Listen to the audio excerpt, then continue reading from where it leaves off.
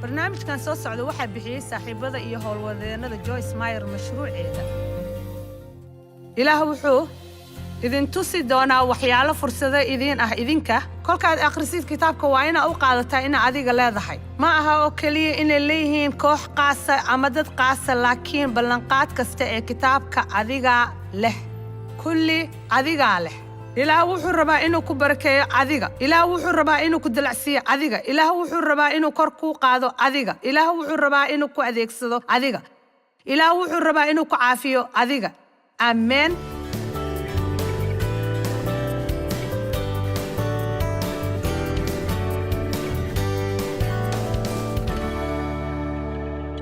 sharciga ku noqoshadiisa 1 aayadda 20. waxaan idinku iri waxaad timaadaan dalka buuraha leh ee reer Amoor ee Rabbiga Ilaahiina na siinaayo. Sidaa waxaa yiri Muuse. Bal eeg Rabbiga Ilaahiina oo dalkiibu idin hordhigay u kaca oo hanti u qaata. sidii Ilaah awoowayaashin idin sheegay oo ah cabsanin hana qalbi jabina. oo mid kastoo idin ka mid ah uu ii soo dhawaado oo igu yiri aynu niman iska hormarino si ay dalka inoogu soo baaraan oo ay inoogu sheegaan jidka aan marayno iyo magaalooyinka aan tegayno. waana ku farxay waxaan idin kala soo baxay 12 nin waana idin diray. waxaan ugu yeernaa 12kii basaas oo soo hubin lahaa dhulkii ballanqaadka. hubaal aayadda 25 waxay leedahay waxay gacmahooda ku soo qaadeen mirihii dalka oo inoo keeneen. haddana waxay nagu yiraahdeen dalku waa dal wanaagsan oo Rabbiga Ilaahayna ina siinaayo. fiiri aayadda 26. laakiin idinku waa diideen inaa u kacdaan. waxaad ku caasiyowdeen amarkii Rabbiga. ma hayo waqti aan ku dhex maro, laakiin dhammaadkii waxay go'aansadeen hadda waan tegaynaa. Ilaah wuxuu yiri maya ha isku dayin inaad gashaan hadda, waayo idinlama jiro hadda. waxay ahayd inaad gashaan markaan idin amray. markaa kadib waxay joogeen xadkii dhulkii ballanqaadka. markii Ilaah ku yiri waa waqtigii aad gali lahaydeen dhulka oo qabsan lahaydeen, ma ay gelin. way ka soo horjeedsadeen Ilaah. waxay iska daba wareeganayeen 38 sanadood oo kale lama degaankii. intooda badan halkaas ku dhinteen. cashir yar ayaan idin barayaa caaw. hadduu Ilaah ku yiraahdo waa waqtiga aan ka qaban lahayd arrin,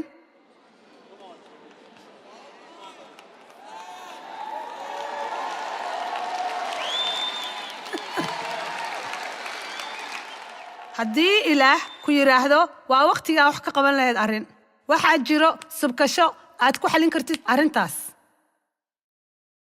iskamana qaadi kartid waqti kugu habboon. waqti aslada way ka fiicnaan doontaa ama waqti aslada diyaar baa u tahay. waxaad go'aansan doontaa waad ogtiin aniga waan ku daalay arrinkan, u dulqaadan maayo, waan xalinayaa arrinkan, waayo waqtigaas Ilaah kuma subkan. waa inaan baranaa markii Ilaah nolosheena taabanayo. waa inaan u qaadanaa si dhab ah. haddii aad ogtahay inuu Ilaah wax ka qabanayo dabeecadaada xun, wax ka qabo. haddii aad ogtahay inuu Ilaah wax ka qabanayo cafislaantaada, wax ka qabo. ha samayn marmarsiyo xun oo ah sida u adag tahay in la cafiyo dadka. aan idiin sheego waxa dadka ku adag waa nacaybka. waxaa ka sii adag in la cafiyo dadka. cafiska wuu fudud yahay marka la garab dhigo nacaybka, qaraarka iyo xanaaqa iyo suntaas mar walba kaa buuxda. hadduu Ilaah wax ka qabanayo caado aad leedahay, caado wax burburisa, hadduu Ilaah fartiisa taabsiiyo uma baahnin inaad xitaa ku fikirtid inaadan samayn karin. maxaa yeelay Ilaah weligiis waxba kaagama qabanayo arrin isagoo aan ku siinin awooddii aad ku gaari lahayd guusha. laakiin waa inaad rumaysataa. aabbahay ayaa kufsan jiray sanooyin badan. markaan guriga ka tegay waxaan u maleeyay inaan ka tegay dhibtii. ma ogeyn inuu dhibkii soo raacay oo nafteyda ku xirnaa. qalbigayga ku jiray, dareenkayga ku jiray, rabitaankayga ku jiray. wuxuu saameeyey xiriir kasta oo aan lahaa, xiriirkii aan Ilaah la lahaa, xiriirkii aan isla lahaa, iyo xiriirkii aan dadka kale la lahaa. sirtaada waa ku jiranaysaa. hadduu Ilaah ku yiraahdo arrinka wax ka qabo, markaas wax ka qabo.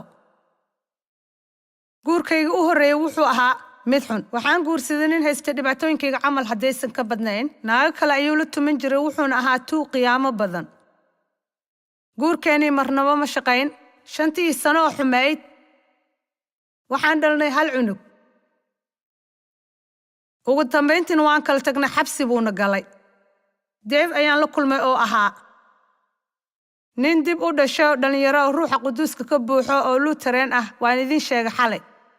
wuxuu rabay oo ku duceysanay naag, wuxuuna shukaansanay 3 naag. wuxuu isku dayay inuu dhulka qabsado wuxuu lahaa wuxuu ku arkayay indhaha rumaysadka wuxuuna u dhaqaaqay inuu soo qabsado aan idin sheego sida iyo isaga wuuna ogaa inay midna ku habbooneen saddexdaas kadibna wuxuu arkay aniga gaariga hooyaday dhaqaya wuxuu ii arkay inaan qurxanahay waxaan xirnaa dabagaab timahana kor iigu xirnaaya sigaarkaygaan dhuuqaay biirkaygaan cabaaya siday tahayba iyo wuxuu yiri salaam ma rabtaa inaad gaarigaygana dhaqdid waxaan ku iri saaxiib gaarigaa adiga dhaqo isaga wuxuu yiri wixii uu ku fikirayay gabadhaasi waa tayda haddaba way caddeed ama inuu waalnaa ama uu hogaaminayo ruuxa ilaah Dave iyo aniga waxaan kulana 5 mar kadib waan isguursan waxaan ula jeedaa waa inuu dhaqsadaa intuuna ogaanin wuxuu helayo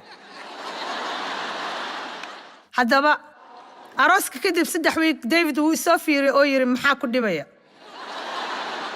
haddaba fiiri ma aan ogeyn inaan dhib qabo waxaan u maleynayaa dhibka inuu yahay dadka kale ma u maleynaa dhib qabo laga yaabay inay dhibkaaga tahay taas oo aadan ogeyn inaad tahay dhibaatada waan ku arkaa inay iga daawanayso telefishinka waxaan iri taasi waa dhibkaaga adiga oodan ogeyn inay tahay dhibkaaga waxaad u malaynaysaa inaan la hadlayo dadkan maya adigaan kula hadlaya runtii waxaan oo dhan waxaan u qabanayaa adiga daraadda waan ku qabtay ha iska saarnaan sariirtaada adigoo remote-kaaga gacanta ku haysta hana isku dayin inaad bedesho kanaalka waxaan ku jiraa kanaalada kale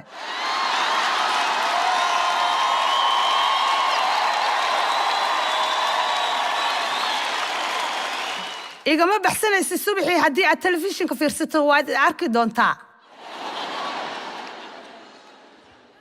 haddaba maba aan ogeyn inaan waxaasoo dhib haysto David iyo aniga waxaan aadnaa kaniisadda waad ogtiin isagu wuxuu jecel ilaah ana waxaan jecelahay ilaah waxaan rumaysnaa masiixa waxaan haa qof dib u dhashay laakiin waxba kama aan qabanin arrimahayga David iyo aniga ayaa kaniisadda tagna habeen naag ayaa marqaatiga bixinaysay taasoo uu aabaheed kufsaday sheekadeedu waxay u dhaweyd oo ku xirnayd tayada oo kale cabsi ayay lahayd waxay dhibkeeda ku xalisay si ka duwan sidayda waxay noqotay mid dhilaysata oo leh dhibaatooyin badan waxay guursatay nin cibaado leh oo kala hadlay siduu ilaah wax ugu qaban lahaa oo u bogsiin lahaa waxay qortay buug oo Davidna wuu isoo gaday buuggaas isagu wuu ogaa in la kufsaday waxaan la qaybsaday wixii igu dhacay oo wuxuu siiyey buuggii oo subaxii dambana waxaan kala furay buuggii oo aan bilaabay inaan akhriyo sheekadeeda waxayna sharaxday waxyaalihii aabaheed ku sameeyey waxayna ahayd isla wixii aabahay igu sameeyey waxaan dareemay xanuun oo ka dhex guuxaya naftayda maxaa yeelay waxyaalahaas oo dhan ayaan ku xiray albaabka gadaashiisa waxna kama qaban buuggiina qolkaan ku dhex tuuray waxaana iri ma akhrinayo buuggan waxaan maqlay ruuxa quduuska oo idhahayo si macaan oo xoogan waa waqtiga malaha ilaah wuxuu la hadlayaa qaar idinka mid ah ama qaar naga daawanaya telefishinka ama naga dhegaysan doono CD-ga waa waqtigaa joojin lahayd inaad ka daba wareegatid isla buurtaas adigoo qof kale ku dhaleecaynaya dhibaatooyinkaaga dhan adigoo gadaal u fiirinaya wixii aad soo dhaaftay oo wax wanaagsan u hayn mustaqbalkaaga aan idiin sheego mar kale micno ma laha waxyaalihii idinku soo dhacay mar hore micno ma laha waxa ay noloshaada ku sugan tahay hadda awood uma laha ay kaaga celiso inaad heshid nolol wanaagsan haddii aad u rajaysid wax wanaagsan mustaqbalkaaga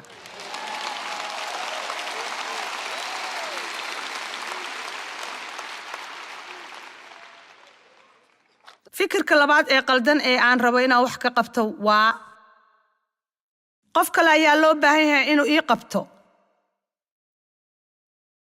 maanta waxaan ugu yeernaa maskaxda xaq u lahaanshada qof kale loo baahan yahay inuu wax ka qabto rabshadan aniga sameeyey qof kale loo baahan yahay inuu sameeyo aniga maaha qof kale waxa loogu yeeraa mas'uul darro yaa badana isku qasnaan ma ka jirtaa dunideena maanta waa waqtigii aad mas'uuliyad qaadi lahayd waxaad tiraahdaa waxyaalihii igu dhacay ma ahayn qaladkayga may laga yaabaa inaysan ahayn wixii igu dhacay ma ahayn qaladkayga waa mas'uuliyadayda waxa aad wax ka qabanaysidna waa mas'uuliyadaada fahma haddaba qaladkayga ma ahayn in aabbahay i kufsado taas ma ahayn qaladkayga taas maaha mas'uuliyadayda laakiin waxaa mas'uuliyadayda ahayd inaan ku dhago ereyga ilaah oon waan aaminsanahay iyo inaan joojiyo cabashada oo naftayda ka xumaado inaan dib u fiiriyo waxaan soo dhaafay oon dabeecad xun lahaado taasi waxay ahayd mas'uuliyadayda ma aha oo kaliya waxaan ka sugay qof kale inuu ii yimaado oo mucjiso ii sameeyo waxaan u baahanahay inaan ilaah adeeco oo sameeyo wuxuu rabo Mataay 26 waxay leedahay kuwo badan baa loo yeeray laakiin kuwo yar baa la doortay kuwo badan baa loo yeeray laakiin kuwo yar baa la doortay waxaan aaminsanahay kuwo badan baa loo yeeray inay sameeyaan wax weyn oo wanaagsan runtii waxaan filayaa in adduunka ay ku reyn lahaayeen masiixiinta xaqiiqdii waa saas waxaan filayaa inaan ahaan lahayn geesiyaasha dunida dadku waxay u baahan yihiin geesiyaal qof ay ku daydaan waxay u baahan yihiin qof ay ka helaan qof u tilmaama jidka saxda ah ilmo kastoo yar inay jilaan geesiyaal sare labada wiil ee yar aan ayayda u ahay waxay haystaan geesiyaasha sare dharkooda oo dhan aniga xitaa mid baan haystaa si aan ula jelo geesiyaasha sare waxaan haystaa koofiyadda geesiga waxa gadaal ooga yaala ja' weyn oo iftiin ka baxaayo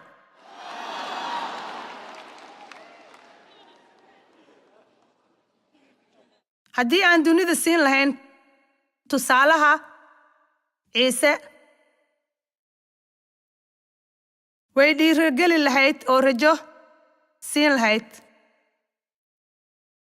kuwo badan baa loo yeeray kuwo yarna waa la doortay laakiin kuwo yar ayaa sameeya waxyaalo wanaagsan sabab waayo in yar ayaa qaadanaysa mas'uuliyaddii loogu yeeray kuma dhammaatay yeeritaanka waa meesha shaqada ka bilaata marka hore waxaa yimaada yeeridda kadibna shaqada kadibna huritaanka kadibna haquusan kadibna in waddada dhan la dhex maro dad badan baa loo yeeray inay sameeyaan waxyaalo weyn waxaan leenahay maskax qaldan waxaan haysanaa fikrad qaldan oo ku saabsan wuxuu ilaah rabay inaan sameeyo qof walba wuxuu haystaa fikrad siman qof walba wuxuu haystaa awoodda ilaah oo dhan oo diyaar u ah laakiin qof walba ma doonayo inuu qabto qaybtiisa mid ka mid ah waxyaalahaas ma wakiilan karno anigoo ah wakiil weyn laakiin ma wakiilan karto shakhsiga mas'uuliyaddiisa amiin haddaba yeshuuca cutubka 1 aayadda 1 ilaa 3 waxaad ka helaysaa waxyaalahaas wax la mid ah intooda badan waxyaalaha idinkala hadlay kitaabkan tan waa cutubka 17 maskaxda cilada lambarka 2 qof kale ha sameeyo ma raba inaan qaado mas'uuliyadda yeshuuca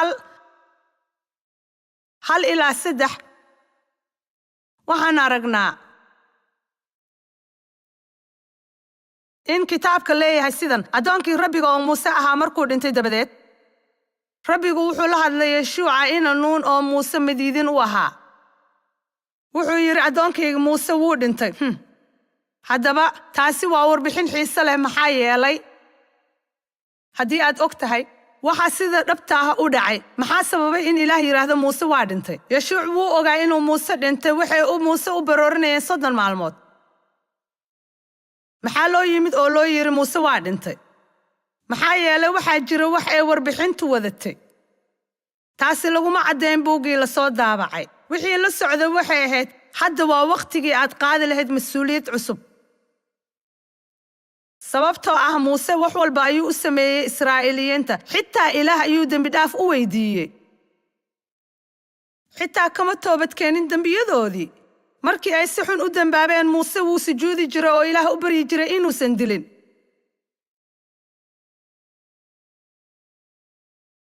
waxay ila tahay inaan ogaano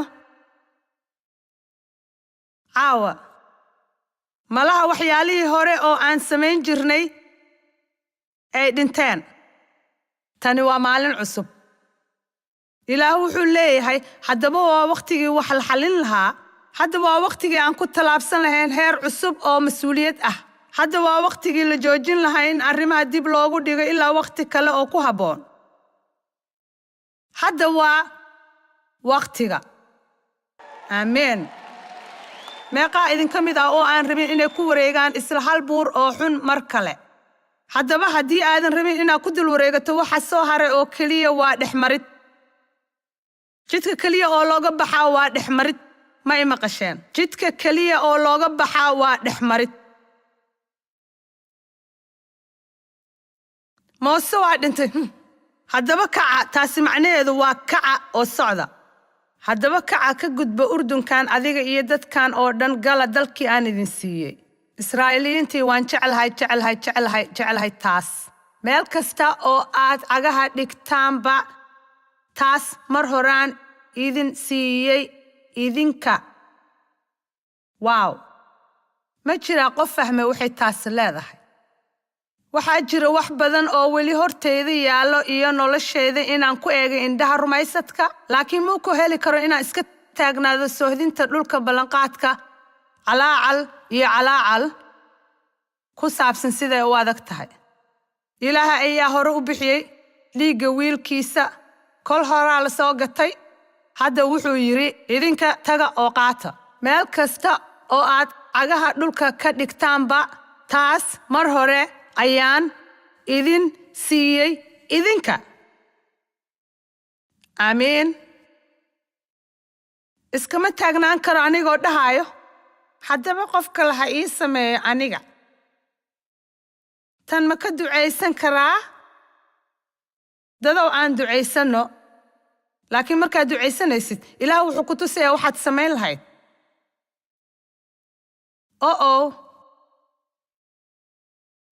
aan idinkugu soo celiyo, markaad ducaysanaysid, ilaah wuxuu ku tusayaa waxaad samayn lahayd. mar kale aan ducaysanaa anigoo rajaynayna xulasho kale. ilaahayow, maxaa ku dhacay farxaddeeda? ilaahayow, ma garanayo sababta aan u faraxsanayn. isla markiiba waxaad xasuusatay inaad qof si xun oo la dhaqan. ilaahna wuxuu ku leeyahay waa inaad ishoosaysiiso oo raali geliso oo aad u sheegto inaad qaldan tahay. ma samayn karo. fiiri, markaad ducaysanaysid, ilaah waxbuu ku tusayaa. kitaabku wuxuu leeyahay, fiiri quraanjada. ma laha madax iyo kormeere. weliba si adag ayay u shaqeeyaan oo sameeyaan waxa saxda ah. waxaan jeclahay dadka sameeyo waxa saxda ah, iyadoo qofna dhihin samee waxa saxda ah. naftaada ma maamuli kartaa? ma tahay bilaabe? ma tahay qof sameeyo waxa saxda marka uusan qofna arkaynin, mise waxaad samaysaa waxa saxda ah marka qof kale ku yiraahdo samee? waxaan leeyahay walaal sidaa oo kale ah, maxaa yeelay waxaan ka wadaa hadda ma noola. 10 sano iga yaraa walaalkay keliya. noloshiisii hore, sababtoo ah wax badan ayaan isla marnay. wuxuu ahaa ciidamada badda 17 jirkiisii. wuxuu galay dagaalkii Vietnam. wuxuu bilaabay daroogo. noloshiisa weligeed ma hagaagin. waan isku dayno inaan caawino. xitaa anigii Dave ayuu nolol noolaa waqti dheer. haddaan ku iraahdo kac oo shaqo tag, kolkaas ayuu shaqo tagaa. haddaan iraahdo wax samee, wuu samayn. haddaan iraahdo fariiso oo aan kitaabka isla barano, wuu baran. laakiin mar kasta uu keligii noqdo, isma maamuli karo. wuxuu dib ugu noqdaa meeshiisii hore. waxaa aad murugo u ah walaalkay oo ka qaybgeli lahaa waxyaalahan dunida, inuu maro, inuu caawiyo dadka dunida oo dhan. wuxuu ku dhintay dhismo cidla ah oo ku yaala Los Angeles 3 sano ka hor waqtigii Christmaska. macno male waxa familkaaga uu yahay. sababtoo ah walaashiis waxay ahayd qof telefishinka ka wacdisa oo caawisa dadka dunida oo dhan. taas uma tirsanayn isaga. waa inuu qaadaa mas'uuliyaddiisa. ma jiro rumaysad gacan labaad ah. micno ma laha waxa hooyadaa rumaysan tahay. waa inaad ogaataa rumaysadkaaga. aamiin.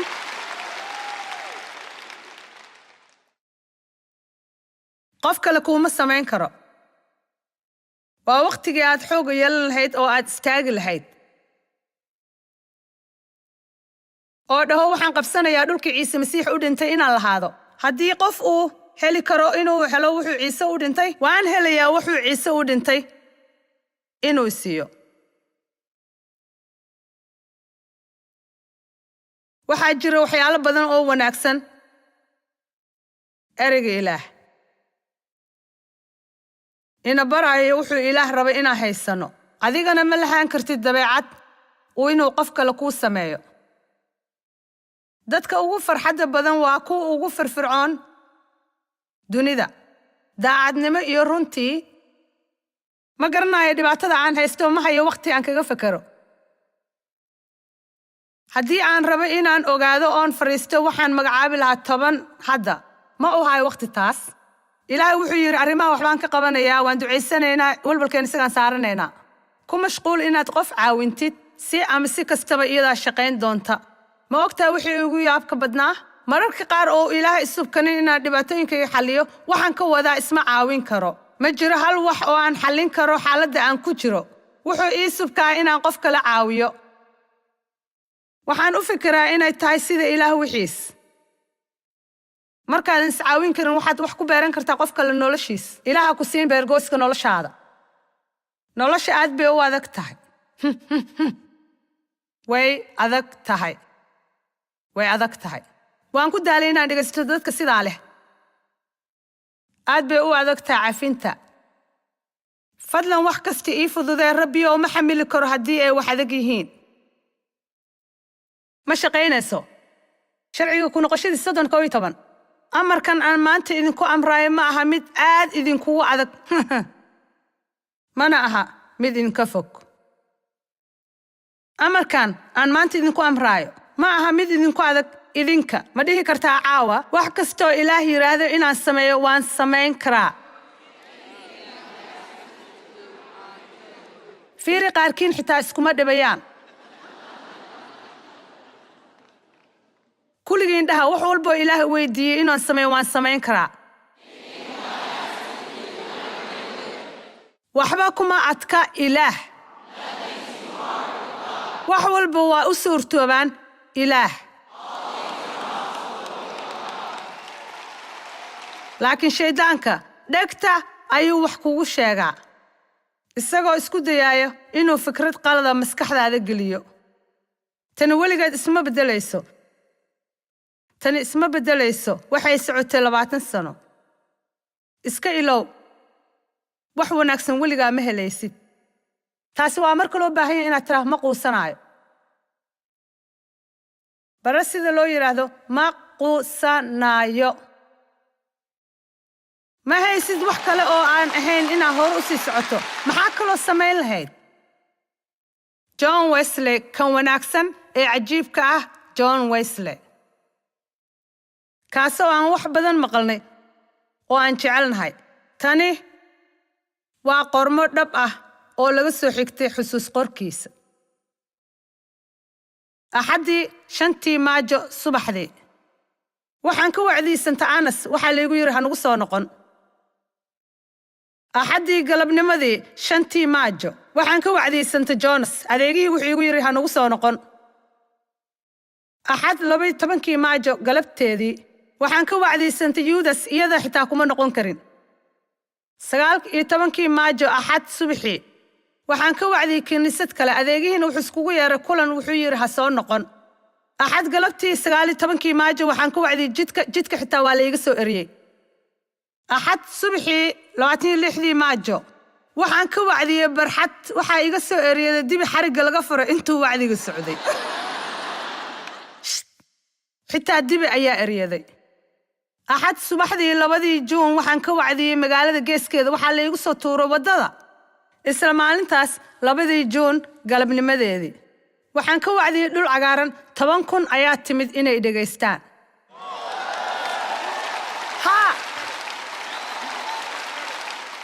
sabab wuxuu yiri oo kaliya anigu waan sii wacdinaya afka igama qaban kartaan ima aaminsan kartaan waxaan idin sheegayaa in la adkaysto kitaabku wuxuu in badan ka hadlayaa adkaysashada waxaan aaminsanahay in loola jeedo in shaydaanka laga adkaado. haddaba waxaan idinla qaybsanayaa arrin ku timid email. Cole oo degan Wisconsin wuxuu yiri markaan dhiganayay fasalka 9aad waxaan ka ordayay dhibaatooyinka nolosha. ilmaha iskuulka ayaa i dhibi jiray waayo waan la fiiraa. awoogay wuxuu sii cabitaanka ugu horeeyay anigoo 9 jir ah waxaan ku dhex dhacay balwad waxaan leeyahay tuur xabsi 7 bilood. sanooyin kadib waxaan arkay Joyce ka hadlaysa shir waxaan bilaabay dhageysigeeda. waxaan bartay sida nolosha masiixiinta ay u wanaagsan tahay markaa ku dhex socotay miraha ruuxda oo baritid ereyga Ilaah inuu yahay hab nololeed. waan adkeynayaa taas. aan u barano ereyga Ilaah hab nololeed. inaad maskaxdaada cusboonaysid waa inaad ilowdo wixii aad soo dhaaftay oo indhaha ruuxdana gashatid bilowdidna inaad ku socotid ereyga Ilaah. qalcadaha waxay ku burburaan markaad ku dadaasho barashada ereyga Ilaah.